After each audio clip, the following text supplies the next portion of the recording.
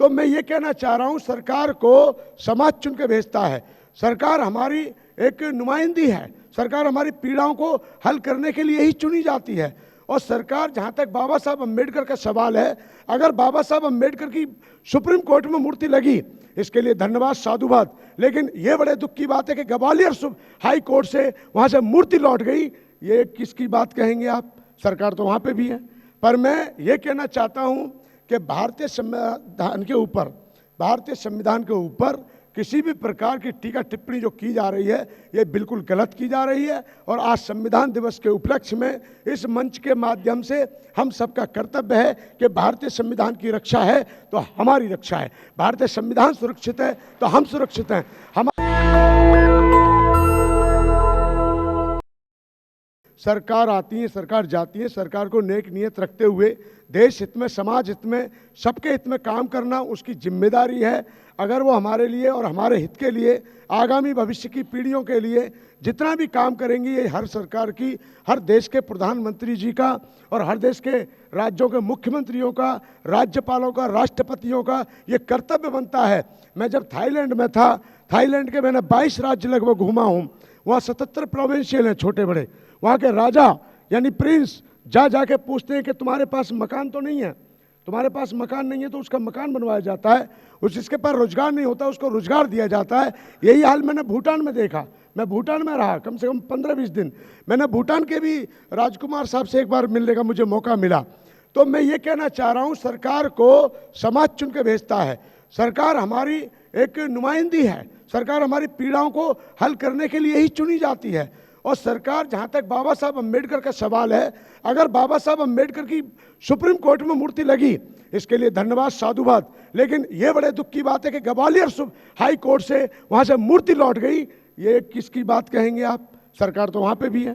पर मैं ये कहना चाहता हूं कि भारतीय संविधान के ऊपर किसी भी प्रकार की टीका टिप्पणी जो की जा रही है, ये बिल्कुल गलत की जा रही है। और आज संविधान दिवस के उपलक्ष्य में इस मंच के माध्यम से हम सबका कर्तव्य है कि भारतीय संविधान की रक्षा है तो हमारी रक्षा है। भारतीय संविधान सुरक्षित है तो हम सुरक्षित हैं। हमारी बहन बेटियों का सम्मान है तो हम सुरक्षित हैं। हमारे बहू बेटियों का सम्मान है तो हम सुरक्षित हैं। हमारे देश के जो लीडर हैं, जो चुन के जाते हैं, अगर उनका स्वाभिमान सुरक्षित है तो हम सुरक्षित हैं। परंतु हम ये देखते हैं कि बहुत से नेता जाते जरूर हैं, परंतु वो लाचार और मजबूर होते हैं। उनसे हम न्याय की क्या उम्मीद रखेंगे?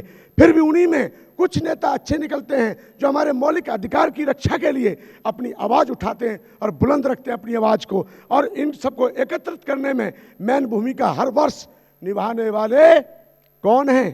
केपी चौधरी जी। केपी चौधरी जी।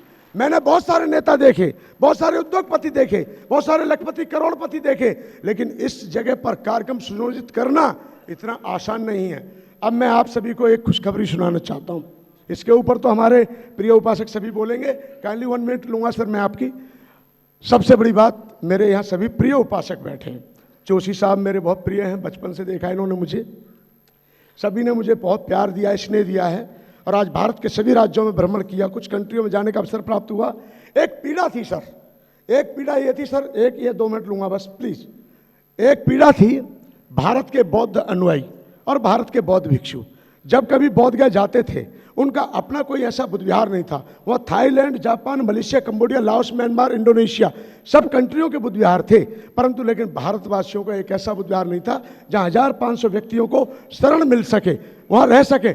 इसके लिए हमने सर बहुत परिश्रम, मेहनत किया और 6 साल 6 महीने में हमने लगभग 1,55,00,000 की 1.25 एकड़ जमीन खरीदी है वहां पर। और जब उसका भूमि पूजन हुआ तो हमारे उपासक जी वहां गए थे, केपी चौधरी जी, और केपी चौधरी जी ने उस निर्माण कार्य के लिए 1 लाख रुपए का वचन दिया था, जो कि इन्होंने अभी पहले ही महीने उसको पूरा भी किया है।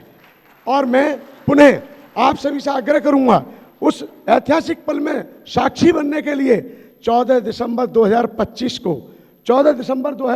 को वहां एक बहुत भव्य आयोजन, बहुत अच्छा कार्यक्रम किया जा रहा है, जिसमें अनुमानित 4 से 5 हजार उपासक गण आएंगे, काफी लोग आएंगे। और मैं आप सभी को, जितने भी मेरे सामने मौजूद है और मंचासीन है, मैं सम्मान पूर्वक साधुवाद सहित आपको विशेष आमंत्रित करता हूं 14 दिसंबर 2025 के कार्यक्रम के लिए। आप बोधगया आने का कष्ट करें, और उस ऐतिहासिक पल के साक्षी बने। आप सभी को बहुत बहुत साधुवाद। नेशनल दस्तक की आपसे गुजारिश है कि अगर इसको बचाना चाहते हैं तो नेशनल दस्तक को सब्सक्राइब करने के लिए रेड कलर के सब्सक्राइब बटन को दबाएं, फिर बेल आइकन की घंटी दबाएं। नेशनल दस्तक को बचाने के लिए बहुत जरूरी है कि हर खबर को शेयर करें, लाइक करें, कमेंट जरूर करें।